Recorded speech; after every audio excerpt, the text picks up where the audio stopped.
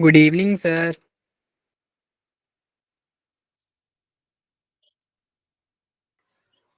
Good evening everyone, good evening.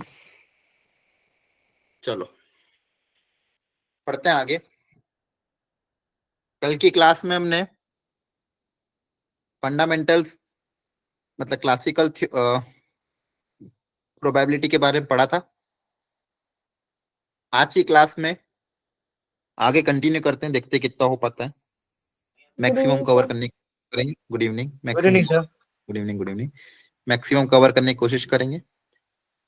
अब सबसे पहले अगला जो टॉपिक है वो है conditional probability and multiplication theorem. अब कंडीशनल प्रोबेबिलिटी क्या होती थी? पहले हल्का सा फॉर्मूला बता देता हूँ, फिर डायरेक्ट पीवाईक्यू पे जंप करेंगे। कोई एक्सपेरिमेंट मैंने परफॉर्म किया, उसका कोई सैंपल स्पेस लिखा, उसके कुछ इवेंट्स थे, मान लो ए और बी। अब आपको पूछा गया probability of A given B has occurred, मतलब ए की प्रोबेबिलिटी बताओ अगर बी ऑलरेडी हो चुका है। तो बी हैज ऑलरेडी अकर्ड, ए की प्रोबेबिलिटी आपको निकालनी है। तो इसका फॉर्मूला क्या बन जाएगा? Probability of A intersection B divided by probability of B. Probability of A by B क्या बन जाएगा? Probability of A intersection B divided by probability of B. ये होता है आपका कंडीशनल प्रोबेबिलिटी। इसी से आपका आया था मल्टीप्लीकेशन थ्योरम। अब यहां से इस फॉर्मूले में अगर आप ए इंटरसेक्शन बी की प्रोबेबिलिटी निकालोगे तो ये डिवाइड उधर जाके मल्टीप्लाई हो जाएगा। तो क्या आ जाएगा? P of B into P of A, B has occurred. इसको लिखने का एक और तरीका कौन सा हो जाएगा? और एक और तरीका ऐसे भी लिख सकते हो, probability of A intersection B can be written as P of A multiply by A हो गया। अब किसकी बारी? बी की बारी। ए हैज अकर्ड, तो इसको आप बोलते हो मल्टीप्लीकेशन थ्योरम। जनरली हम ये इंटरसेक्शन वाला फॉर्मूला तब अप्लाई करते हैं जब हमें दो अलग अलग इवेंट बोलते हैं find the probability of occurrence of this and की कंडीशन आती है, वहां पे हम ये वाला फॉर्मूला अप्लाई करते हैं। और बहुत सी बार हमने तो अप्लाई ऑलरेडी हम कर चुके होते हैं, हमें पता नहीं होता कि ये फॉर्मूला अप्लाई हो रहा है। जैसे एक बॉक्स है जिसके अंदर 4 रेड 5 ग्रीन बॉल है, उसमें से एक एक करके 2 बॉल निकाली। फाइंड द प्रोबेबिलिटी दैट पहली रेड और दूसरी ग्रीन हो। तो आपने क्या करा? पहली रेड दूसरी ग्रीन, तो पहले रेड की प्रोबेबिलिटी फिर मल्टीप्लाई बाय ग्रीन की प्रोबेबिलिटी, दोनों प्रोबेबिलिटी निकाली, मल्टीप्लाई कर दिया। वही मल्टीप्लीकेशन थ्योरम ही था, बस इसको यहाँ पे फॉर्मूले के रूप में दे दिया। अब चाहे 3 इवेंट भी क्यों ना हो, तो 3 इवेंट के लिए भी प्रोबेबिलिटी क्या हो जाएगी? पी ऑफ सबसे पहले ए की निकालोगे, फिर बी की निकालोगे ए हैज अकर्ड, फिर सी की निकालोगे A and B has occurred. तो ये वही क्वेश्चन हो गया विदाउट रिप्लेसमेंट वाला। यहाँ पे एक छोटा सा डायग्राम लेके भी समझा देता हूँ कि अगर एक बॉक्स है मान लो जिसके अंदर 3 रेड 2 वाइट और मान लो 5 ब्लू बॉल है, 3 balls are taken without replacement.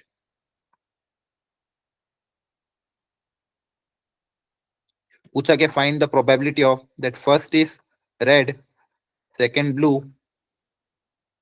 और थर्ड वाइट। इसकी प्रोबेबिलिटी निकालो कि पहली रेड निकले, दूसरी ब्लू और तीसरी व्हाइट निकले। तो पहली बार रेड आने की प्रोबेबिलिटी कितनी हो जाएगी? 3/10, तो हो जाएगा P of A multiply by second bar blue. अब रेड ऑलरेडी हो चुका है तो एक रेड कम हो गई। अब ब्लू आने की प्रोबेबिलिटी 5/9 और फिर थर्ड बार व्हाइट आने की प्रोबेबिलिटी 2/8। क्लियर है? तो ये हो गया मल्टीप्लीकेशन थ्योरम। कंडीशनल मतलब probability of A given B ऐसा करते हैं। तो फंडामेंटल फॉर्मूले थे मल्टीप्लीकेशन ऑफ इसके। एक चीज और हमने बेस थ्योरम भी पढ़ी थी अच्छा, इसके बाद हमने हमारे आई थी टोटल प्रोबेबिलिटी, तो वो भी मैं बता देता हूँ एक ही बार में। टोटल प्रोबेबिलिटी के लिए कंडीशंस क्या थी कि मान लो मैंने कोई एक्सपेरिमेंट परफॉर्म किया। अगेन आपको समझ में आ जाना चाहिए एक्सपेरिमेंट क्या होता है, इवेंट्स क्या होता है। आपने कोई एक्सपेरिमेंट परफॉर्म किया, उस एक्सपेरिमेंट से रिलेटेड बहुत सारे इवेंट्स थे, E1 E2 E3 E4 and so on up till En। अब ये सारे के सारे जो इवेंट्स हैं ये सब दूर दूर है, मतलब डिसजॉइंट सेट है। All these are mutually exclusive and exhaustive. Exclusive है मतलब इनमें आपस में कोई इंटरसेक्शन नहीं, और एग्जॉस्टिव है मतलब इन सबका यूनियन सैंपल स्पेस के बराबर होगा। इन सबका यूनियन पूरे सैंपल स्पेस को क्या करेगा, कवर करेगा। ये होता है। तो अगर ऐसे इवेंट्स हैं, ये गिवन कंडीशन है आपकी, और इन सबकी प्रोबेबिलिटी का सम भी कितना होगा, 1।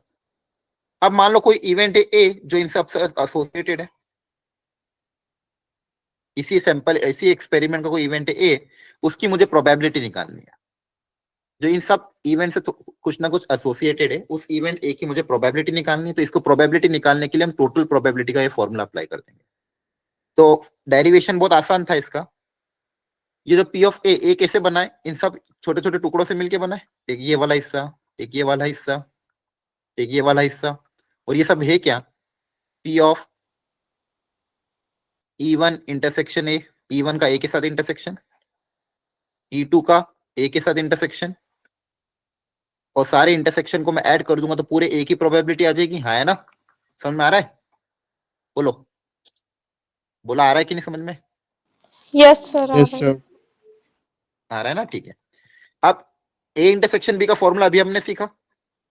ए इंटरसेक्शन बी का फॉर्मूला क्या होता है, ये यहाँ पे भी अप्लाई कर देंगे। E1 इंटरसेक्शन ए का फॉर्मूला क्या हो जाएगा, P of E1 into P of A, E1 है सकट, सेम में अगला P of E2 into P of A, E2 है सकट, एंड सो ऑन। तो इससे आपकी तो ए की टोटल प्रोबेबिलिटी आ जाएगी। तो ये आपका फॉर्मूला किसका हो गया, टोटल प्रोबेबिलिटी का। अच्छा, आपको ज्यादातर केसेस में इतने इवेंट्स नहीं देंगे, आपको एक या दो या तीन, ज्यादा से 2 या 3 इवेंट ही देंगे, उसमें आपका काम हो जाएगा। तो ये टोटल प्रोबेबिलिटी होता है। अगर ये कंडीशन है तो टोटल प्रोबेबिलिटी का फॉर्मूला आपका ये बन जाएगा, P of E1 into P of A by E1 plus P of E2 into A by E2 and so on. इसी का इसी में एक और चीज पढ़ाई गई थी फिर इसके बाद, बेस थ्योरम। अब बेस थ्योरम क्या थी, कंडीशंस वही थी सारी जो अभी बताई। ये एक्सपेरिमेंट, ये उसका सैंपल स्पेस, इससे एसोसिएटेड कुछ इवेंट्स,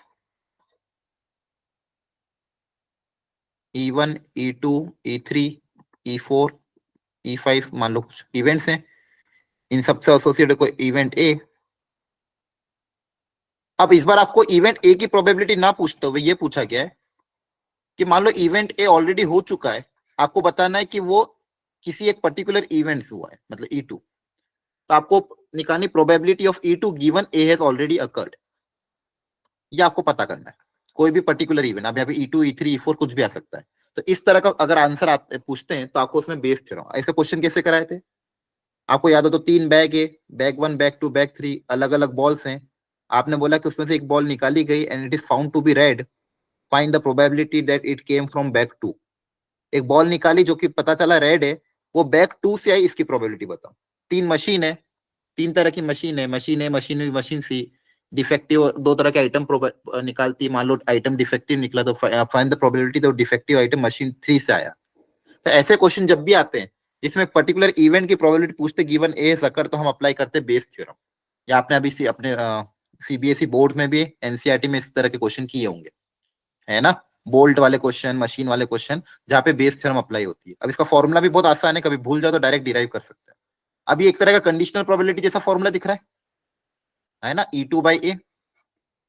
कंडीशनल प्रोबेबिलिटी में हमने फॉर्मूला क्या सीखा, P of E2 intersection A divided by P of A. तो कभी भूल भी जाओ तो ऐसे डिराइव कर सकते हो। कंडीशनल प्रोबेबिलिटी का फॉर्मूला तो पता ही रहता है, P of A by B का फॉर्मूला क्या होता है, P of A intersection B divided by probability of B, है ना? यस बोलो, ठीक है। अब यहाँ पे भी E2 बाई ए का फॉर्मूला अप्लाई हो जाएगा, E2 इंटरसेक्शन ए। अब इंटरसेक्शन के लिए वापस multiplication theorem, P of E2 into P of A, E2 has occurred, और नीचे पी ऑफ ए, तो पी ऑफ ए के लिए टोटल प्रोबेबिलिटी, एक बार E1 के साथ, एक बार E2 के साथ, एंड सो ऑन। जो फॉर्मूला ऊपर है वो सेम फॉर्मूला नीचे लगेगा लेकिन सारे इवेंट्स के साथ। तो ये आपकी हो गई बेस थ्योरम, सिंपल। ध्यान रखना इन दोनों तरह के क्वेश्चन में जो इंपॉर्टेंट रहता है चीज, जो क्वेश्चन सबसे इंपॉर्टेंट स्टेप है वो यही है कि आप E1 E2 E3 किसको मान रहे हो और ए किसको मान रहे हो। अगर वो आपने सही मान लिया, उसके बाद तो प्रोबेबिलिटी निकालना इतना टफ नहीं, फॉर्मूले में वैल्यू पुटअप करनी, फंडामेंटल भी पता होगा तो कर लोगे, लेकिन क्वेश्चन को ध्यान से पढ़ के E1 E2 E3 properly describe करना और ए डिस्क्राइब करना है। और याद रखना हमेशा E1 E2 E3 कैसे होते हैं, जो पूरे सैंपल स्पेस को कवर कर लेते हैं, जो पूरे मतलब पूरा एक्सपेरिमेंट को कवर कर लेते हैं, और जिनकी टोटल प्रोबेबिलिटी का सम हमेशा कितना आना चाहिए, 1। क्लियर है? Yes sir. Yes sir. ठीक है, तो इन सब चीजों का अगर आप ध्यान रखोगे तो ये आपका फंडामेंटल कॉन्सेप्ट है। एनसीईआरटी अगर आपने अच्छे से करी होगी इस चैप्टर की तो भी आपके बहुत सारे कॉन्सेप्ट क्लियर हो जाएंगे। एनसीईआरटी भी इंपॉर्टेंट रहती है, मैंने उस वक्त आपको बताया था जब ये चैप्टर कराया था कि एनसीईआरटी जरूर करना। अब जेई में किस तरह के क्वेश्चन पूछे गए उस पर हम देखते हैं, एक एक करके थोड़ी वैरायटी को कवर करेंगे। कुछ क्वेश्चन इजी होंगे, कुछ मीडियम होंगे, कुछ टफ भी आएंगे। आपको समझना है, घर पे जाके वापस रिपीट करना है और अपने कॉन्सेप्ट को क्लियर करना है। एक एक क्वेश्चन एक एक वैरायटी के पास ट्राई करते जाते हैं। अब ये जेई 2023 लास्ट ईयर पूछा गया था, क्वेश्चन को पढ़ते हैं ध्यान से। A bag contains 6 balls.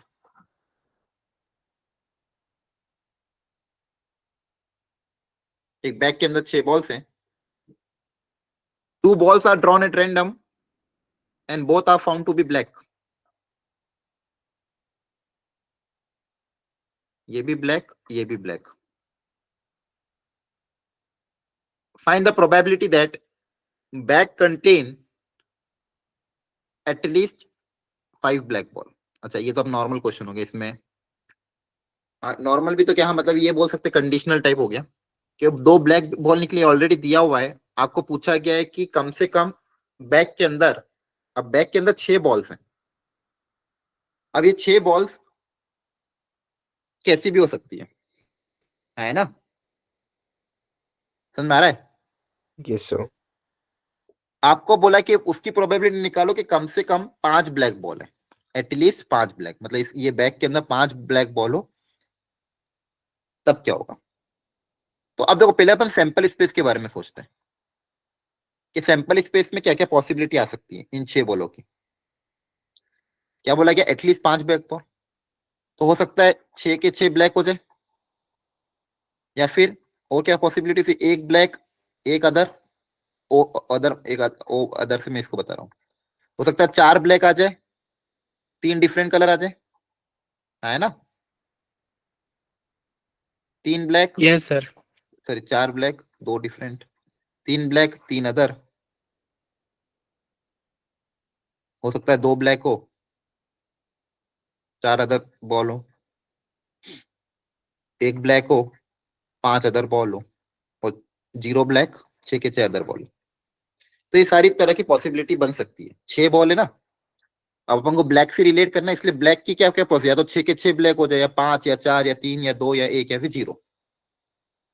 अब मुझे किसकी प्रोबेबिलिटी निकालनी है? मुझे ये प्रोबेबिलिटी निकालनी है कि कम से कम 5 ब्लैक बॉल हो। आपकी 2 बॉल निकली, ये गिवन है कि 2 बॉल जो निकाली वो दोनों के दोनों ब्लैक है। एटलीस्ट 5 ब्लैक, एटलीस्ट 5 में कौन कौन से केस आएंगे? ये दोनों। Yes sir. ये मेरा सैंपल स्पेस हो गया। मेरे को किसकी प्रोबेबिलिटी निकालनी? इन दोनों के बैग के अंदर कम से कम 5 ब्लैक हो, मतलब या तो 6 के 6 ब्लैक हो जाए या 5 ब्लैक हो, है ना? इन दोनों की Yes, मुझे sir. प्रोबेबिलिटी निकालनी है। तो मैं डायरेक्ट अगर फॉर्मूला अप्लाई करूं, probability of my event E, ये इवेंट ई बोल देता हूं। उसमें मेरे पास क्या होगा कि अगर मान लो या तो ये होगा या तो ये होगा। अगर मान लो, सबसे पहले मैं ये सोचता हूँ 5 ब्लैक हो, अगर 5 ब्लैक और एक कोई दूसरी बॉल हुई, अब इसमें से 2 बॉल निकली,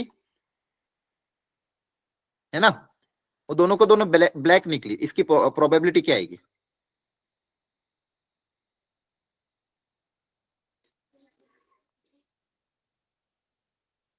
बोलो। 1। नहीं नहीं, एक बैग के अंदर 5 ब्लैक है और एक दूसरी बॉल थी, अच्छा। दोनों बॉल ब्लैक निकले, पहली भी ब्लैक दूसरी भी ब्लैक निकली, इसकी प्रोबेबिलिटी क्या होगी? सोच के बताओ। पहली बार ब्लैक आने की प्रोबेबिलिटी कितनी होगी? 5/6। 5/6, है ना? पहली बार ब्लैक आने की प्रोबेबिलिटी sir. 5/6। दूसरी बार भी ब्लैक आ जाए, इसकी probability? Sir 5C2 divide by 6C2। नहीं, 5C2 डिवाइडेड बाय, वो भी कर सकते, 6 C2. 6C2. 5C2 मतलब आपने 5 में से 2 ब्लैक बॉल सिलेक्ट करी, और 6C2 मतलब 6 में से आपने 2 ब्लैक बॉल, कुछ पूरे में से कोई भी 2 ब्लैक बॉल ले ली।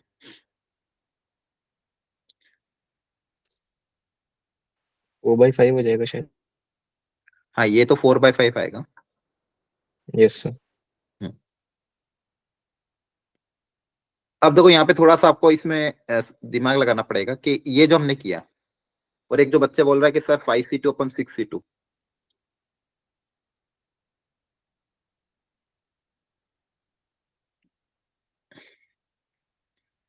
दो बॉल निकाली, कुछ भी नहीं बोला कि मतलब विदाउट रिप्लेसमेंट होगा, एक पहले एक निकाली फिर दूसरी निकाली, यस सर।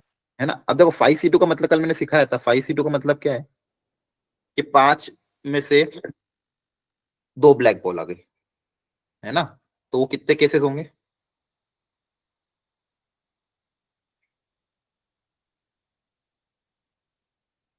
उसमें ऑर्डर मैटर नहीं करेगा, ध्यान रखना, है ना। उसमें ऑर्डर मैटर करेगा क्या? Yes, sir. सिलेक्शन में ऑर्डर नहीं मैटर नहीं करेगा। करता, याद आ रहा है? नहीं यस सर। करता है। मैंने आपको कल बताया था एक एग्जांपल लेके कि मान लो आपके पास 1 2 3 3 नंबर, उसमें से 2 नंबर सिलेक्ट करने, तो आपके पास कितने तरीके होंगे? 3 तरीके, 1 2 2 3 3. 3, है ना। कोई भी 3 तरीके, उसमें ऑर्डर मैटर नहीं कर रहा। और अगर आप मल्टीप्लीकेशन से जाते हो तो वहां पे क्या होता है? ऑर्डर भी मैटर करता है, हाँ, है ना। क्लियर Yes, है? sir. जी सर। Yes sir. अच्छा, अच्छा, दूसरा, अगर मान लो ये होता 6 ब्लैक होती, फिर इस केस में कैसे करते हैं?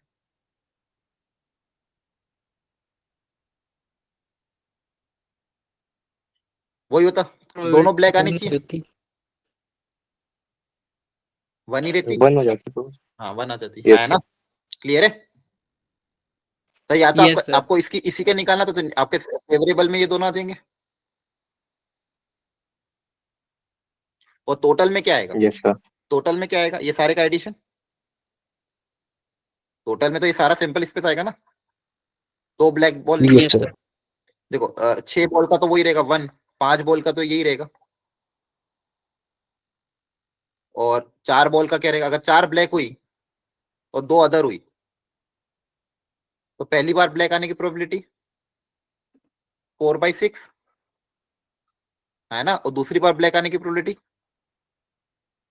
3/5। 3/5। 3 ब्लैक हुई, 3 अदर हुई, तो पहली बार ब्लैक की प्रोबेबिलिटी, ब्लैक के फेवरेबल 3 हो गए ना, एक निकल गई, फिर फेवरेबल कितने बचे? 2। आ रही बात समझ में? जी सर। ऐसे सबके लिए एडिशन करना होगा। क्लियर है? ये मतलब इसमें कंडीशनल ऐसा कुछ भी नहीं था, बस क्वेश्चन को इन्होंने फ्रेम थोड़ा अलग तरीके से किया था। अब दूसरा एक और कराता हूँ, थोड़ा और कंडीशनल पे देखते हैं। अगेन देखो, ये भी थोड़ा एक और वेराइटी थी अच्छी। A bag contains 6 balls of different color. 2 balls are drawn in succession with replacement. अब ऑलरेडी बता दिया विद, कभी भी अगर विद रिप्लेसमेंट होगा तो मेंशन जरूर करेंगे, जैसे पिछली बार मेंशन नहीं किया था, मतलब विदाउट हुआ था। यहाँ पे ऑलरेडी मेंशन कर दिया विद रिप्लेसमेंट, मतलब बॉल निकाली, वापस रखी, फिर दूसरी बॉल निकाली। Probability that both the ball are of the same colour is P. ये क्वेश्चन थोड़े से अच्छे लेवल के हैं, थोड़े टफ हैं, घर पे रिपीट ट्राई करना है इनको, ठीक है। Probability that both the Okay, balls are of the same colour, इसकी प्रोबेबिलिटी पी गिवन है। फिर बोला गया है कि नेक्स्ट 4 बॉल ड्रॉन करी, एक एक करे वापस से with replacement, and probability that exactly 3 balls are of the same color is q, तो p/q का रेशियो निकालना है। तो एक ही क्वेश्चन में 2 पार्ट पूछ लिए गए। अच्छा अच्छा लेवल, अच्छा क्वेश्चन है, मीडियम हार्ड लेवल में। सीखते हैं इसको, देखो मिलके। एक बैग जिसके अंदर 6 balls of different colours,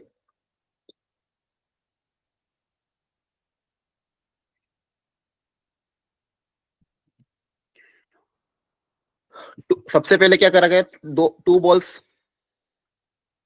are drawn with replacement. Find the probability that both the ball are of the same colour is p। दोनों बॉल सेम कलर की है, इसकी प्रोबेबिलिटी निकालनी है ना। Yes, sir. Yes, sir. और विद रिप्लेसमेंट है, पहली बॉल निकाली, फिर दूसरी बॉल निकाली। अब दोनों के दोनों बॉल सेम कलर के है ये। अब ज्यादातर क्वेश्चन में जो पुराने थे उसमें आपको ऑलरेडी दे देते थे, कि 4 रेड 3 ब्लू, तो आप अपना दिमाग लगाना आसान था। अब यहाँ पे 6 के 6 बॉल डिफरेंट कलर की, हाँ है ना? बोलो। Yes, sir. Yes, sir. अब उसमें से भी आपको क्या बोला, विथ रिप्लेसमेंट, पहली बॉल निकाली फिर दूसरी बॉल निकाली, तो ऐसे एक एक करके 2 बॉल्स निकाल रहे हैं, 6 के 6 बॉल डिफरेंट है और दोनों सेम कलर की आए, इसकी प्रोबेबिलिटी आपको पता करनी है। तो सोचो क्या होगा फेवरेबल और क्या होगा टोटल।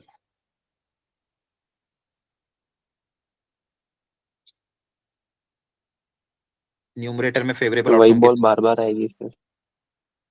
क्या? हाँ मतलब वो ये से फेवरेबल कितने होंगे, ऐसे क्या क्या केसेस बन सकते हैं?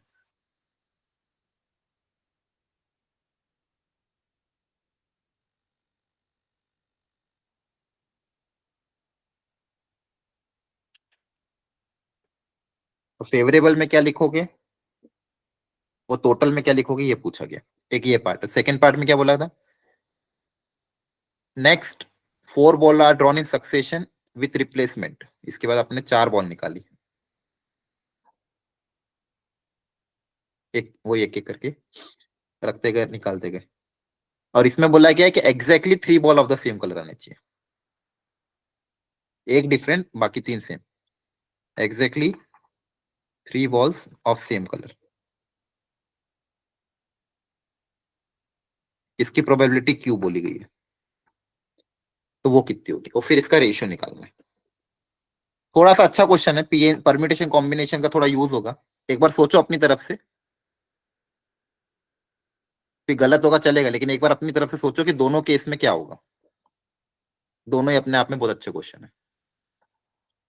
पहला केस में कैसे करोगे, सेकंड केस में कैसे करोगे?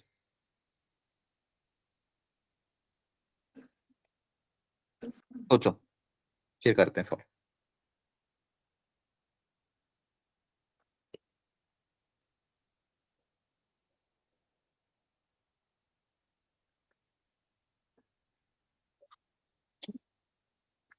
फंडामेंटली सोचो जरा।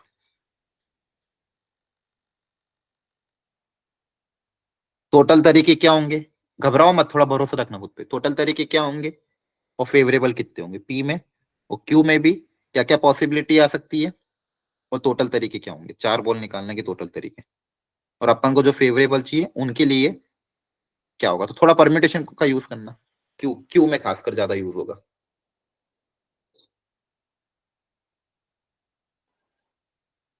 चलो अच्छा, लॉजिकली सोचना, आपके पास एकदम सिंपल लॉजिक सोचना, मतलब एक प्रैक्टिकली अगर आप एग्जांपल लो, आपके पास एक बैग के अंदर 6 डिफरेंट कलर की बॉल है, दोनों बॉल सेम कलर के आते हैं, इसके फेवरेबल आउटकम कितने होंगे, कितने 1/6। ऐसे नहीं नहीं, अरे फेवरेबल आउटकम, अभी प्रोबेबिलिटी नहीं पूछ रहा हूँ, न्यूमरेटर की बात कर रहा हूँ मैं। फेवरेबल आउटकम कितने होंगे? 1। 1 कहाँ से होगा, एक ही तरीका होगा क्या? No, sir. 36. नहीं 36 नहीं होंगे ना, 36 तो टोटल तरीके हो जाएंगे। 2 बॉल निकाले विद रिप्लेसमेंट, टोटल तरीके कितने होंगे, पहली बॉल निकालने के 6 तरीके, दूसरी बॉल निकालने के भी 6 तरीके, टोटल तरीके 36 होंगे वो तो, हाँ है ना? Yes, sir. Yes, sir. दोनों सेम कलर के हों ऐसे तरीके कितने होंगे, दोनों बॉल सेम कलर के होंगे ऐसे तरीके कितने तरीके होंगे? हाँ अरे दोनों बॉल 6 डिफरेंट कलर है आपके पास, दोनों बॉल, पहली बॉल भी वही सेकंड बॉल भी वही कलर की, तो ऐसे कितने तरीके आएंगे टोटल 36 में से? 36 में। अच्छा। ये 36 समझ में आया क्या है? Yes sir, total. टोटल तरीके आपके पास 6 डिफरेंट बॉल थी, एक के बाद एक बॉल निकाली, तो टोटल 36 तरीके आएंगे जिससे आप 2 बॉल निकालोगे एक के बाद, हाँ है ना? यस उसमें यस से सर। दोनों सेम कलर वाली ऐसे कितने तरीके, 36 में से ऐसे कितने होंगे जिसमें दोनों सेम कलर वाले होंगे?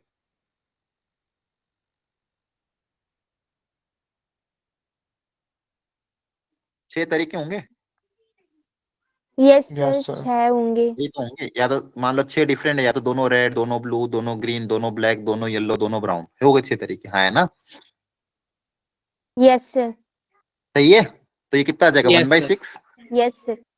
तो यही तो पूछ रहा था, 6 तरीके होंगे, ये आप बताने आ रहे थे। अगला करते हैं। अब मान लो आपने 4 बॉल निकाली, तो पहले बताओ सैंपल स्पेस में टोटल तरीके कितने होंगे? 4 बॉल निकाली, एक के बाद एक के बाद एक, तो टोटल तरीके बोलो, डिनोमिनेटर में क्या सिक्स आएगा इंटू यहाँ? सिक्स इंटू सिक्स इंटू हाँ ना, यही तो होगा। इतना कंफ्यूज क्यों हो रहा है? समझ जा नहीं आ रहा है ये? 64. अरे 64 कहाँ तक? 6 की पावर 4 आएगा ना, है ना? Yes, sir. क्लियर हो गया? 64.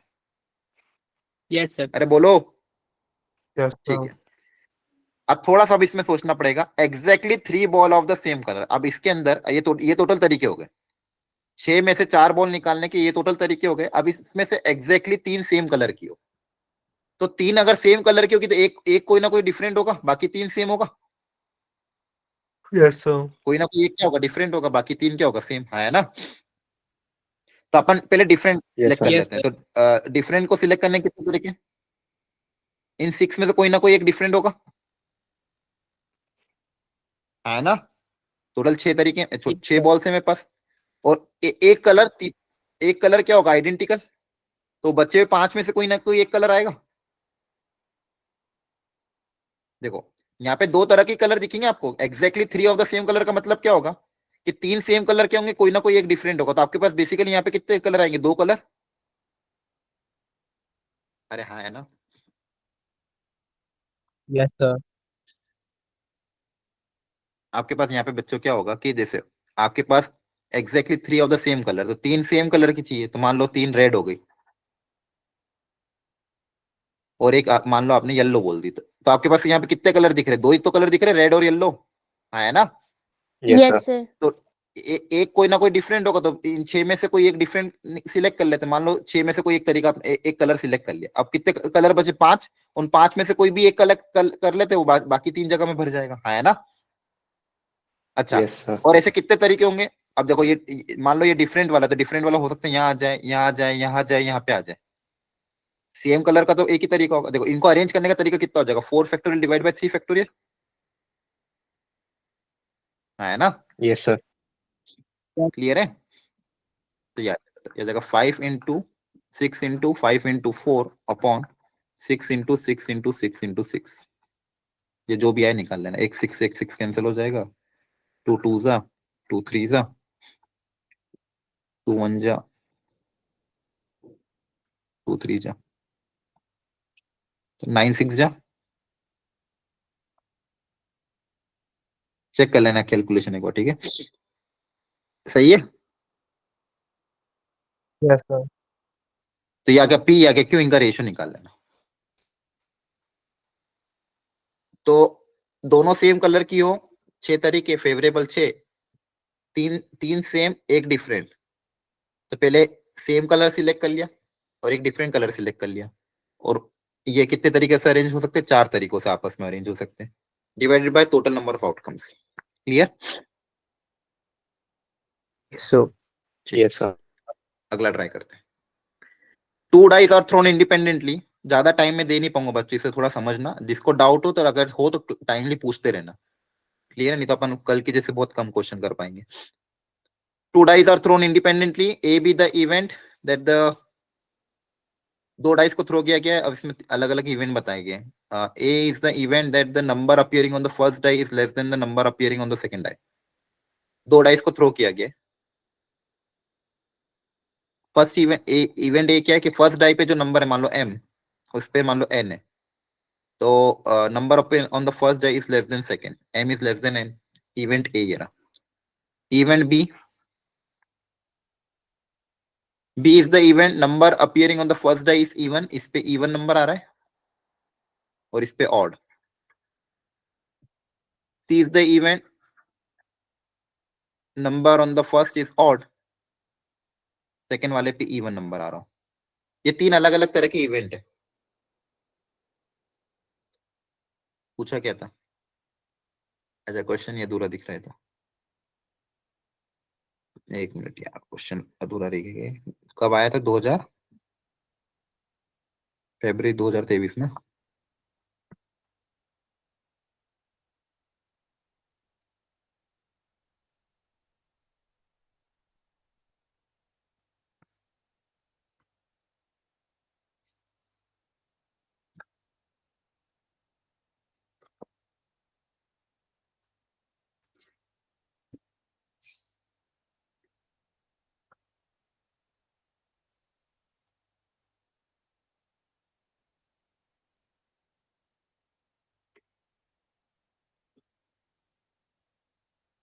ये 4 ऑप्शन ऊपर टिक करे मैंने.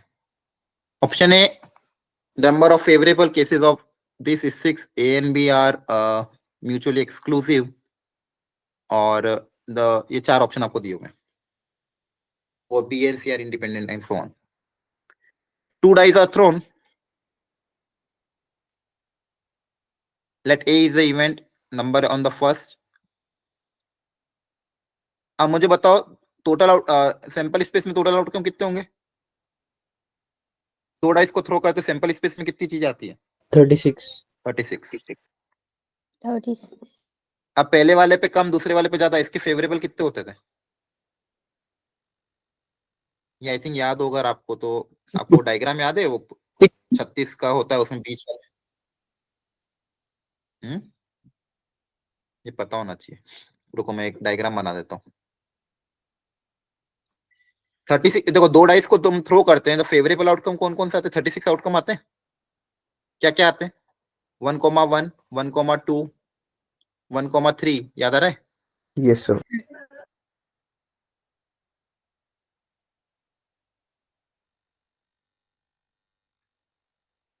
इसमें जो ये डायगोनल वाले होते हैं ये क्या होते हैं? आइडेंटिकल वाले. Yes, sir. Yes, sir.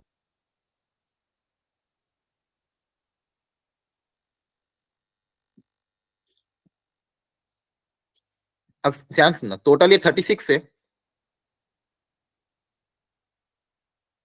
इसमें से ये सेम वाले तो कितने हो गए? 6. Yes, sir. ये कितने हो गए? 6. अच्छा अब बताइए ऊपर कितने होंगे और नीचे कितने बचेंगे? ऊपर साइड में कितने बचे?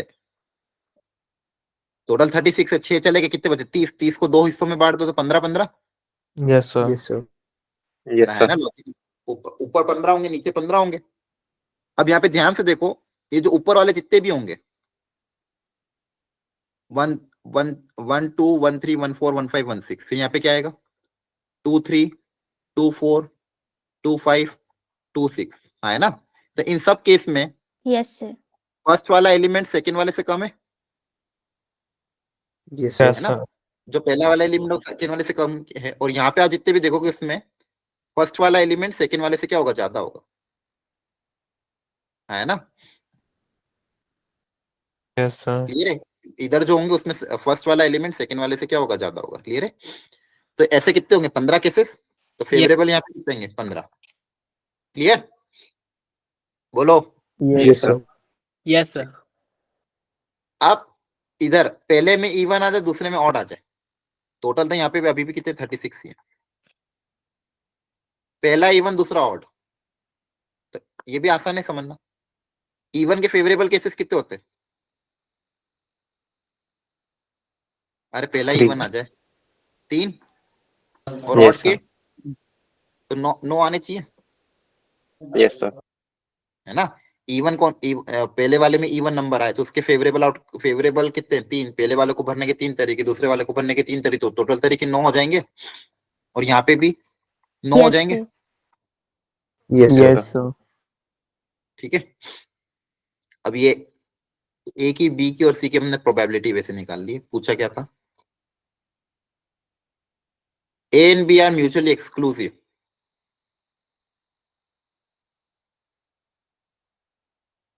क्या ए और एक्सक्लूसिव कैसे चेक करेंगे कि उनमें कोई कॉमन तो नहीं आएगा? ऐसा तो जरूरी नहीं है ना. यहाँ पे ऐसे एलिमेंट होंगे ही सही, m लेस देन n, जहाँ पे इवन और आएंगे. हाँ है ना? कॉमन तो एलिमेंट आएंगे इसमें. जी सर. बोलो. बहुत सारे हैं ऐसे. जैसे ये रहा, ये वाला, इनमें देखो ये वाला ये रहा है इवन ऑड. तो एक्सक्लूसिव तो नहीं होगा.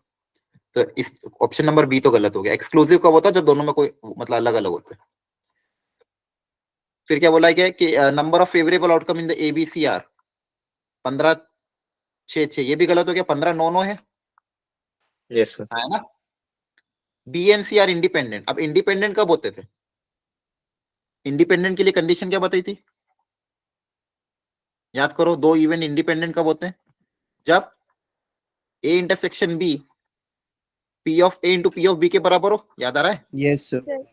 ये sir. रट लेना, ये पता Yes, sir. होना चाहिए. ठीक है? कोई भी 2 इवेंट इंडिपेंडेंट कब होंगे? जब उनका intersection P of A into P of B के बराबर आएगा. अच्छा अब इनमें कोई इंटरसेक्शन होगा क्या? नहीं ना. देखो इवेंट बी क्या है, No, sir. पहला इवन दूसरा ऑड, इवेंट ए क्या पहला और दूसरा इवन, तो इनमें कोई इंटरसेक्शन होगा क्या, ये तो 5 होगा, है ना। ये Yes, sir. स्टेटमेंट में क्या हो गया, गलत हो गया, तो आपका इसको चेक करने की जरूरत नहीं, आपका आंसर क्या आ जाएगा, ऑप्शन नंबर ए। क्लियर है, मतलब ये फंडामेंटल क्वेश्चन था, इसमें कुछ था नहीं एक्चुअली कॉन्सेप्ट। कोई डाउट यहाँ तक? No, sir. No, sir. आपके देखो ये कंडीशनल और इस पे क्वेश्चन कम ही आते, ज्यादा क्वेश्चन आते ही नहीं है। आए तो कहीं कर लेना प्रैक्टिस, ज्यादातर या तो बेस पे आएंगे या फिर रैंडम वेरिएबल या उस पे बर्नौली बाइनोमियल वाले पे, बाइनोमियल पे आते हैं। अब अगला क्वेश्चन पढ़ते हैं। Okay, sir. दो बैग ए, पढ़ो ध्यान से question. Bag A contain 3 white 7 red, bag B contain 3 white 2 red। आज की क्लास लास्ट तक अटेंड करना, बहुत सारा कवर हो जाएगा, ठीक है। क्लास अगर बीच में छोड़ के चले गए, Okay, कुछ भी sir. समझ में नहीं आएगा, और बाद में भी मुझे मत बोलना। क्लास लास्ट तक अटेंड करना, चाहे 15 मिनट एक्सटेंड क्यों ना हो जाए। आज अगर मैं रैंडम वेरिएबल पढ़ूंगा आपको, वो बाइनोमियल डिस्ट्रीब्यूशन बहुत आसान है, और जेई में 2024 में बहुत क्वेश्चन आए उसमें, और अगर इस बार भी आ गया तो गारंटी है कि आप लोग सही करके आ जाओगे, अगर थोड़ी सी प्रैक्टिस कर ली तो 4 नंबर उस टॉपिक के पक्के हो जाएंगे। आपकी शिफ्ट में कौन सा आएगा हमें पता नहीं, लेकिन अगर मान लो आपका रैंडम वेरिएबल पे क्वेश्चन आ गया और इजी लेवल का आया, इजी मीडियम लेवल का, तो आप करके आ जाओगे। लेकिन उसके लिए आपको आज का लेक्चर समझना बहुत जरूरी है, इसलिए पूरी क्लास अटेंड करके जाना। बैग ए में 3, मैं अपनी तरफ से पूरा अच्छे समझाने की कोशिश करूंगा, नहीं आए तो पूछ लेना।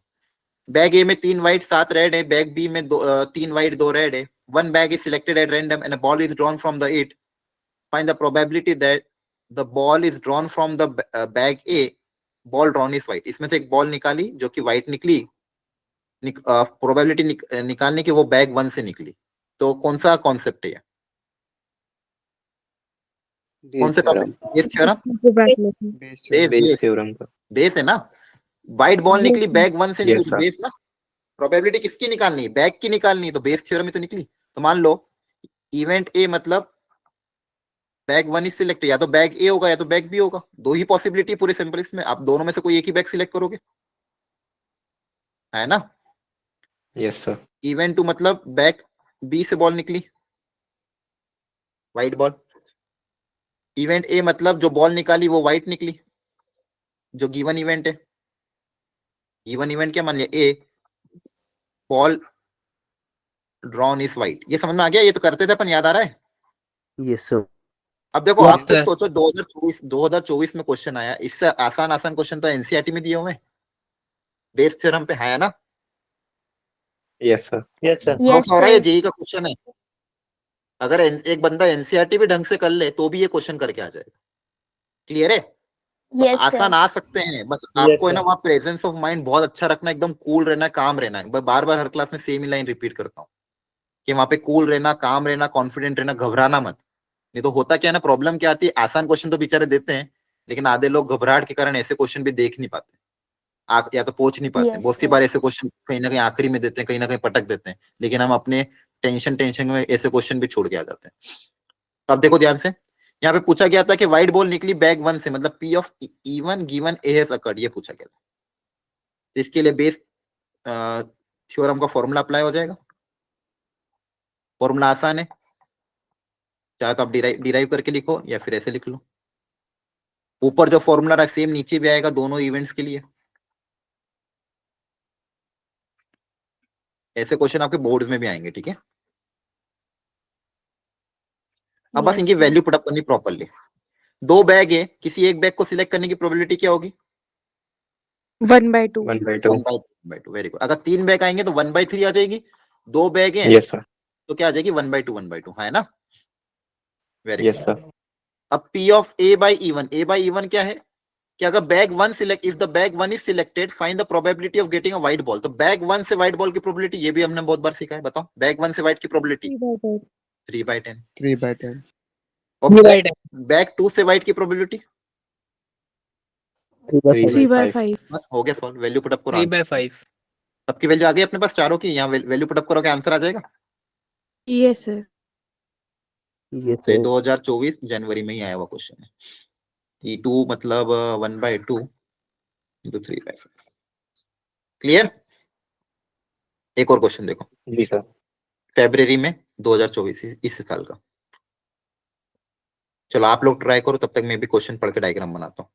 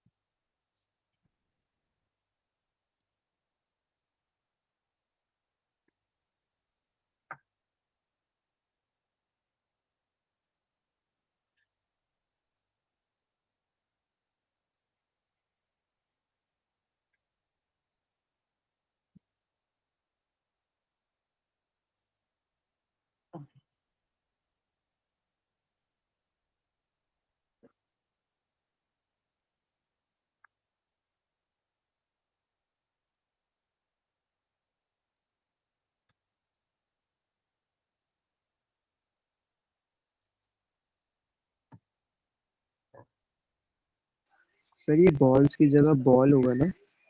कहाँ पे? सर ये सेकंड बॉल्स लिखा है तो ऐसे ही लिखा है ना वो? नहीं, उससे कुछ फर्क नहीं पड़ता। 4 बॉल निकाली एक एक करके। आपको बोल दिया ना विदाउट रिप्लेसमेंट। विदाउट रिप्लेसमेंट मतलब पहली बॉल निकाली, फिर दूसरी, फिर तीसरी, फिर चौथी। क्लियर है? यस। Yes sir.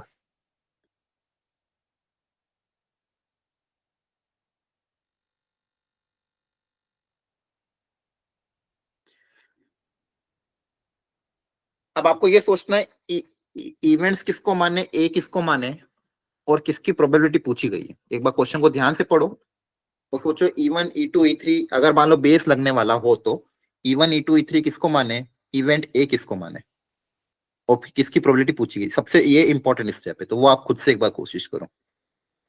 क्या आप इसमें इवेंट्स किसको मानोगे, या फिर या तो बिना उसके हो रहा तो बिना उसके करो, और मान लो बेस थ्योरम और वो अप्लाई करनी तो फिर आपको सोचना पड़ेगा कि इवेंट्स किसको मानेंगे और ए किसको मानेंगे। करो ट्राई।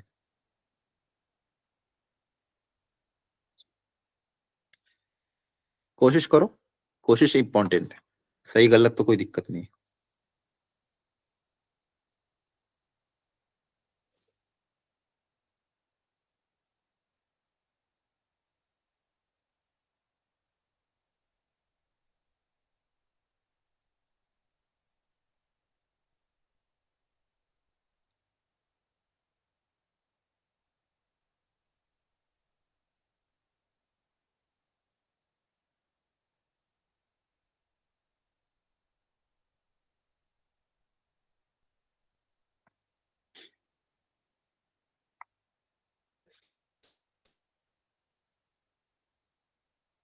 आठ बॉल्स हैं।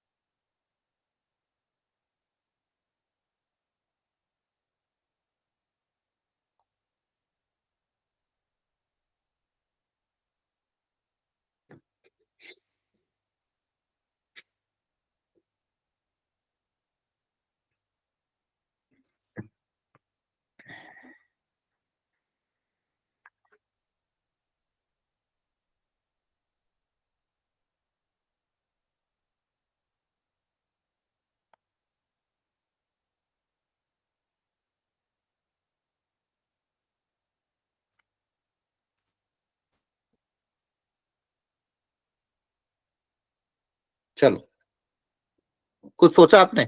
इवेंट्स किसको माने या ए किसको माने, ऐसा कुछ बताओ। एनीवन, कोई बताना चाहेगा? हेलो, आवाज आ रही है? Yes sir. यस सर, आ रही है। तो बताओ आपने क्या सोचा, आपके हिसाब से इवेंट्स किसको मान। देखो, जिसकी प्रोबेबिलिटी पूछी गई है, अगर बेस लगेगा तो इवेंट्स की प्रोबेबिलिटी पूछते हैं, है ना? याद आ रहा है? बेस थ्योरम में किसकी Yes, sir. प्रोबेबिलिटी पूछती है? E1 E2 E3 की प्रोबेबिलिटी पूछते हैं। अब आपको उसमें से एक आधा इवेंट क्या बोला गया, bag contain equal number of white and black ball. तो एक तो इवेंट यही हो गया, एक आधा इवेंट है ना क्या, कि 4 ब्लैक और 4 व्हाइट आ जाए, बैग के अंदर क्या हो, 4 ब्लैक और 4 व्हाइट है ना? बोलो। Yes sir. इसके अलावा और Yes, क्या sir. पॉसिबिलिटी हो सकती है? बची हुई पॉसिबिलिटी क्या क्या हो सकती है? देखो सारे हमारे इवेंट्स कैसे होते हैं, एक्सक्लूसिव, मतलब सारा होना चाहिए पॉसिबल। और क्या पॉसिबिलिटी हो सकती है? देखो एक बैग में 8 बॉल है, या तो ब्लैक होगी या तो व्हाइट होगी। उसमें से एक मैंने इवेंट क्या मान लिया, 4 ब्लैक 4 व्हाइट। और क्या क्या पॉसिबिलिटी हो सकती है?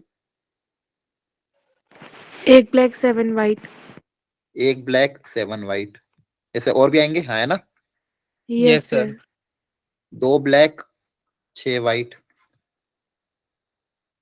3 black 5 white, 4 black 4 white already मान चुका हूँ। 4 हो गया, इसके बाद 5 ब्लैक 3 व्हाइट, इसके बाद 6 ब्लैक 2 व्हाइट। समझ में आ रहा है? Yes, sir. Yes sir. Yes sir. जगह कम पड़ रही। और क्या हो सकता है? 7 ब्लैक 1 व्हाइट, है ना? Yes, sir.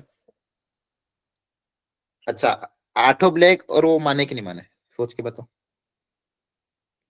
सर मान सकते हैं।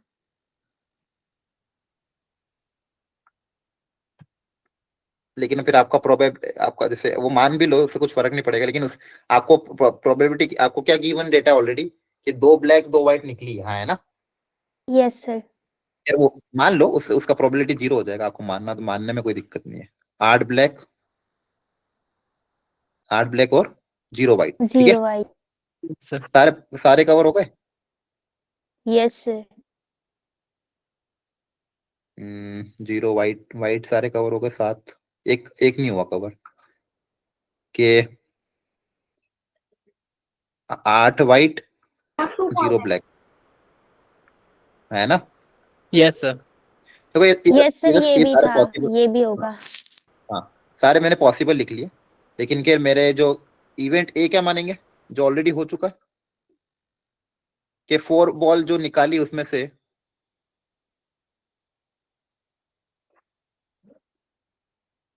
से क्या है, 2 ब्लैक है और 2 व्हाइट हो, है ना? क्लियर है? Yes, sir. Yes, sir. बोलो। Yes, sir. अब क्या किसकी प्रोबेबिलिटी पूछी गई है? इवेंट इवन की।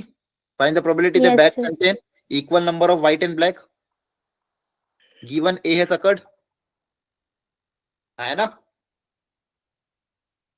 बोलो। Yes sir. Yes sir. इसको देख के Sir. घबराना नहीं, बहुत सारे तो इसमें से हट ही जाएंगे मेरे हिसाब से, क्योंकि दो दो ब्लैक 2 व्हाइट चाहिए ना, तो आधे तो केस उड़ जाएंगे इसमें से। अब देखो एक एक करके निकालते। सबसे पहले ऊपर फॉर्मूले में क्या बनेगा, P of E one into P of A, even has occurred, और नीचे सबका समेशन, नीचे सबके लिए आ जाएगा, Yes, sir. है ना? आई बराबर 1 से लेके 9 तक का सब।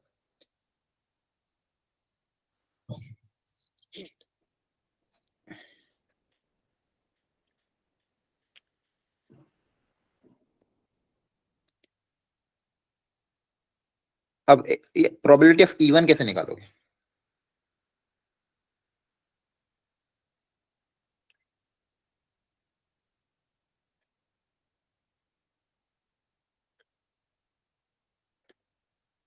सोचो।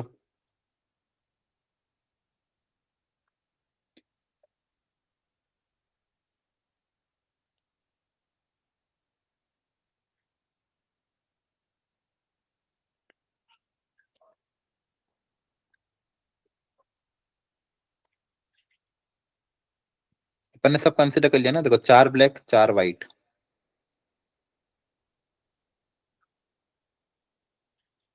देखो स्टार्ट कहां से होगा, 0 ब्लैक,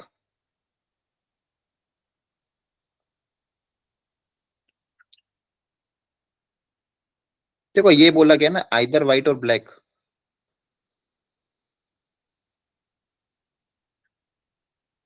Yes, sir.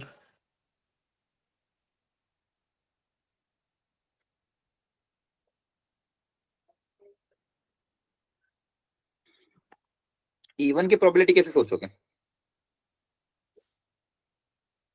बोलो बोलो, किसने समरेज किया है? Yes sir. हाँ बोलो। सर ये जो AY E1 होता है ना, ये वाला थोड़ा समझ नहीं आया। मतलब ये तो मतलब फॉर्मूला है, यस सर, यही वाला तो ये तो फॉर्मूला है ना, मैंने यहाँ पे डिराइव कराया था। कंफ्यूजन हो रही है सर। सर मुझे भी ये A कंफ्यूजन अपॉन होती है E1 कब वाला। हमने ई मतलब किसको क्या लेना है, ये कंफ्यूजन मुझे भी आ रही है। देखो ये तो आपको फिर है ना एनसीईआरटी प्रैक्टिस करनी पड़ेगी। मैंने आपको अभी देखो सिखाया। बेस थ्योरम में क्या होता है, E1 E2 E3 उसको मानते हैं जो आपके पूरे सैंपल स्पेस को कवर करते हैं, एक्सक्लूसिव और एग्जॉस्टिव, मतलब समझ में आ रहा है। और एक event A yes sir. Associated. अगर आपने ये प्रिडिक्ट कर लिया कि बेस थ्योरम लगने वाली है, तो जिसकी प्रोबेबिलिटी पूछते हैं वो आपके इवेंट्स हो जाते हैं, और जो गिवन होता है वो इवेंट ए हो जाता है। जैसे यहाँ पे एक सिंपल जो हमने क्वेश्चन लिया था, आ गया, हाँ ये वाला क्वेश्चन, कि दो तरह के बैग थे, उसमें से एक बॉल निकाली, वो व्हाइट निकली। तो पता करो कि वो जो व्हाइट बॉल है बैग 1 से निकली। अब देखो दो बैग है आपके पास, दो तरह के बैग है, दो अलग अलग। आपने एक बॉल निकाली। अब आप बॉल हो सकता है 1 से निकालो, हो सकता है आप 2 से, किसी से भी निकाल सकते हो। तो हमारा सैंपल स्पेस में क्या होगा, टोटल आउटकम में क्या होगा, या तो आपने बॉल मान लो यहाँ से निकाली हो, या तो यहाँ से निकाली हो, ये टोटल सैंपल स्पेस होगा। तो उन्होंने क्या पूछा, प्रोबेबिलिटी दैट बैग 1 से बॉल निकले। अब ये तो ठीक है, फॉर्मूला लगा दे, लॉजिकली भी सोचते तो भी काम हो जाता। आपका क्वेश्चन है क्या आपके पास दो तरह के बैग है, और उन दोनों बैग में से किसी भी एक बैग में से रैंडमली आपने एक बॉल निकाली, वो व्हाइट निकली, तो पता करो बैग 1 से निकली। अब बॉल निकालने के दो तरीके, या तो बैग 1 या तो बैग 2। तो सैंपल स्पेस में क्या आएगा, टोटल आउटकम। यहाँ पे अपन उसको बेस थ्योरम से कैसे कर रहे हैं, इवेंट्स अपन ने क्या अज्यूम कर लिए कि या तो बैग 1 होगा या तो बैग 2 होगा। तो इवेंट क्या अज्यूम कर लिया कि बैग 1 से निकाली, इवेंट क्या अज्यूम क्या कर लिया, बैग 2 से निकाली। अब जो इवेंट ऑलरेडी हो चुका है कि बैग व्हाइट बॉल निकली, उसको इवेंट ए बोल दिया। फिर पूछा क्या था, बैग 1 से निकली, मतलब क्या पूछा गया था, E1/A, और E1/A का फॉर्मूला अप्लाई कर दिया, P of E1 into P of A/E1। अब A/E1 को पढ़ते कैसे, conditional probability of A given E1 has occurred. मतलब E1 हैज अकर्ड मतलब अगर मान लो बैग 1 सिलेक्ट किया गया है तो ए की प्रोबेबिलिटी बताओ। मतलब बैग 1 अगर सिलेक्ट किया गया तो व्हाइट की प्रोबेबिलिटी बताओ। तो बैग 1 से व्हाइट की प्रोबेबिलिटी आपने लिख दी। A/E1 का मतलब क्या होता है, probability of A E1 has occurred. Clear है? अब बोलो। अब तो यार ये बेस थ्योरम है, ये सबसे फंडामेंटल एग्जांपल था। और A/E1 मतलब कंडीशनल प्रोबेबिलिटी होती है। E1 E2 कैसे मानना है, इसकी आप प्रैक्टिस एनसीईआरटी के सॉल्व एग्जांपल से और कर लेना, वहां पे ऐसे बहुत सारे क्वेश्चन दिए हुए हैं।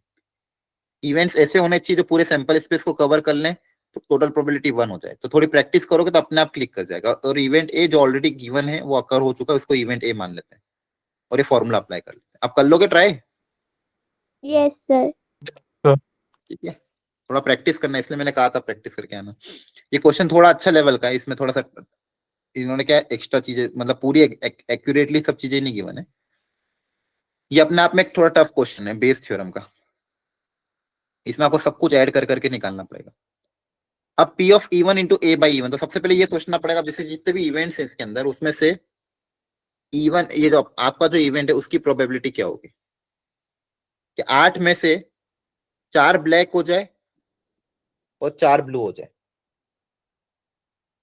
आपके पास जो बैग है उसमें या तो ब्लैक है या तो ब्लू है, या तो ब्लैक बॉल है या तो ब्लू बॉल है। ठीक है, अब उसमें से 4 ब्लैक 4 ब्लू हो जाए, इसकी प्रोबेबिलिटी क्या होगी?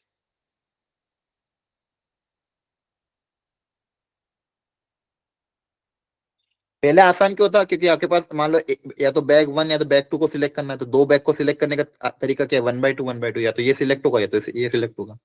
इस बार थोड़ा टफ क्या आ गया कि एक बैग के अंदर या तो बॉल व्हाइट है या तो ब्लैक है, 8 बॉल हैं, उसमें से अलग अलग अपने इवेंट्स माने। एक इवेंट क्या मान लिया कि 4 ब्लैक और 4 व्हाइट। तो एक बैग के अंदर अगर 8 बॉल है तो उसके अंदर 4 ब्लैक और 4 व्हाइट हो, इसकी प्रोबेबिलिटी क्या होगी? सर 1/9। 1/9, ठीक है। और क्या सोच सकते हो? 1/9 को क्रॉस चेक करेंगे कि 9 के 9 ही पॉसिबिलिटी है, और कुछ तो नहीं है। लेकिन क्या अच्छा 1/9 तो तब होगा जब इन सबकी इक्वली लाइकली हो, है ना? समझ पा रहे हो? वो जो वन आप कह रहे हो ना, ये अपन वो वाला कब लगाते हैं, जब इक्वली लाइकली हो। जैसे एक डाई होता है, उसमें आप बोल सकते हो 1/6, क्योंकि हर किसी के आने की प्रोबेबिलिटी क्या होती है, सेम होती है। याद आ रहा है? Yes sir. वहां पे अपन 1/6 बोल सकते हैं, कॉइन को उछाले तो 1/2 1/2 बोल सकते हैं। लेकिन यहाँ पे जो 9 इवेंट्स है सब अलग अलग है ना, सबके होने की प्रोबेबिलिटी अलग अलग है। तो सबकी प्रोबेबिलिटी अगर सेम होती तो 1/9 कर सकते थे। अब यहाँ पे क्या, हर तरह की अलग अलग है। 4 ब्लैक 4 ब्लू, 1 ब्लैक 7 व्हाइट, सबकी पॉसिबिलिटी अलग अलग है।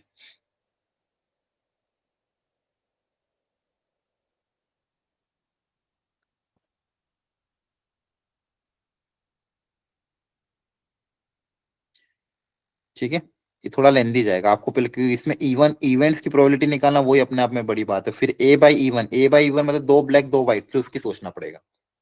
उसमें से भी आपके कुछ कुछ केसेस में डिलीट हो जाएंगे, जिसमें एक ब्लैक वाला डिलीट हो जाएगा और 0 ब्लैक वाला डिलीट हो जाएगा, क्योंकि आपको कम से कम 2 ब्लैक तो चाहिए और 2 व्हाइट चाहिए। ठीक है, इसको भी पॉज रखो, इसको मैं सिखाता हूँ कोई आसान मेथड, क्योंकि इसमें इवन मेथड तो यही है, तरीका यही रहेगा, लेकिन बस E1 E2 E3 निकालने में बहुत मेहनत जाएगी। समझ पा रहे हो आप? क्या हो 1/9 नहीं लिख सकते यहाँ पे। 1/9 क्यों नहीं लिखेंगे, समझ पा रहे हो? Yes sir. क्योंकि ये एक्सोमेट्रिक अप्रोच आएगा यहाँ पे। आपने अगर 11th में एक वर्ड सुना होगा, एक्सोमेट्रिक अप्रोच ऑफ प्रोबेबिलिटी, पढ़ा था क्लास 11 में। जो प्रोबेबिलिटी का चैप्टर था, उसमें प्रोबेबिलिटी में 2 अप्रोच होती है, क्लासिकल और एक एक्सियोमेट्रिक। क्लासिकल मतलब मैंने आपको स्टार्टिंग में बताया था, क्लासिकल के अंदर जितनी भी चीजें होती हैं वो सब कैसी होती है, हर हर हर जो उसके अंदर आता है वो क्या होता है, इक्वली लाइकली होता है ना? Yes sir. यहाँ पे Yes, इक्वली sir. लाइकली नहीं है, इससे थोड़ा कुछ टफ बन गया। इसको मैं नेक्स्ट क्लास में कराता हूँ, क्योंकि यहाँ पे आपको इवन की अलग से निकालनी पड़ेगी। अब देखो, ये क्वेश्चन आया हुआ था 2023 में, पिछले साल। सेम क्वेश्चन आपके एनसीईआरटी में भी है। Yes, sir. अगर Yes, आपने sir, Yes, है। sir. NCERT कर रहे हो भी सेम क्वेश्चन है, तो देखो डायरेक्ट क्वेश्चन भी आ रहा है, इसलिए फंडामेंटल्स तो करना जरूरी है ही है। तो ये डायरेक्ट बेस थ्योरम का क्वेश्चन था। यहाँ पे भी मैं आपको समझा देता हूँ एक बार, जिसको बेस थ्योरम नहीं आती है। 3 तरह की मशीन थी, ABC। अब हर मशीन कुछ अच्छे आइटम निकालती, कुछ डिफेक्टिव निकालती है। मशीन A 20% बोल्ट प्रोड्यूस करती है, मशीन B 30%, और मशीन C जो है वो ज्यादातर 50% बोल्ट प्रोड्यूस करती है। मशीन A में से 3% डिफेक्टिव निकलते हैं, मशीन B में से 4% डिफेक्टिव निकलते हैं, मशीन C में से 2% डिफेक्टिव रहते हैं। अब पूछा गया कि आपने मान लो ये सारे बोल्ट यहाँ पे इकट्ठे कर लिए, इन तीनों मशीन से जितने भी बोल्ट निकले प्रोडक्शन से, वो सारे के सारे बोल्ट यहाँ पे इकट्ठे हो गए। अब इन सब बोल्ट में से आपने मान लो कोई भी एक रैंडमली एक बोल्ट सिलेक्ट किया।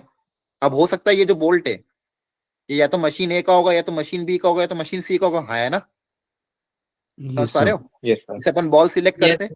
अब ये बोल्ट या तो इन तीनों में से किसी एक मशीन में से आया होगा, तो आपको क्या गिवन है, if the bolt drawn is found to be defective, मतलब ये ऑलरेडी गिवन इवेंट है, इसको हम ए Yes, मान sir. लेते हैं। Yes, sir. Let defective bolt, इसको क्या मान लेते हैं, ए। जो ऑलरेडी अकर हो चुका उसको अपन ए मान लेते हैं, डिफेक्टिव बोल्ट निकला, मतलब जो बोल्ट सिलेक्ट किया वो डिफेक्टिव बोल्ट निकला, ये इवेंट ए मान लिया अपन ने। अब प्रोबेबिलिटी किसकी पूछी गई है, find the probability that it is manufactured by machine C, मतलब मशीन सी से निकला हो, इसकी प्रोबेबिलिटी क्या होगी। तो मेरे पास टोटल पॉसिबिलिटी क्या हो सकती है कि जो बोल्ट मैन्युफैक्चर हो रहे हैं, या तो वो बोल्ट या तो किसका होगा, मशीन ए का, है ना, या तो bolt is from machine B, या फिर bolt is from machine C. ये तीन ही पॉसिबिलिटी हो सकती है ना? और आपको Yes, पूछा sir. क्या गया, फाइंड द प्रोबेबिलिटी दैट वो मशीन 3 से निकला हो, गिवन दैट वो डिफेक्टिव है, E3/A पूछा गया। अब मशीन ए से कितने बोल्ट बन रहे हैं, 20%। तो यहाँ पे आप तीनों की प्रोबेबिलिटी पे अलग, तो प्रोबेबिलिटी ऑफ E1 मतलब मशीन ए से बोल्ट निकला, तो मशीन ए से कितने बोल्ट निकल रहे हैं, 20% बोल्ट। तो E1 की प्रोबेबिलिटी कितनी हो जाएगी, ये E2 की आपकी हो जाएगी 30/100। और आप देख पा रहे हो तीनों की प्रोबेबिलिटी का सम भी 1 आ रहा है ना? Yes sir. अब A/E1 का मतलब समझना, यहाँ पे ए मतलब डिफेक्टिव बोल्ट फ्रॉम मशीन 1, तो मशीन 1 से डिफेक्टिव बोल्ट की प्रोबेबिलिटी कितनी थी, 3%। समझ में आ गया? इसी तरह से probability of A by E2 भी निकाल लोगे। 100%।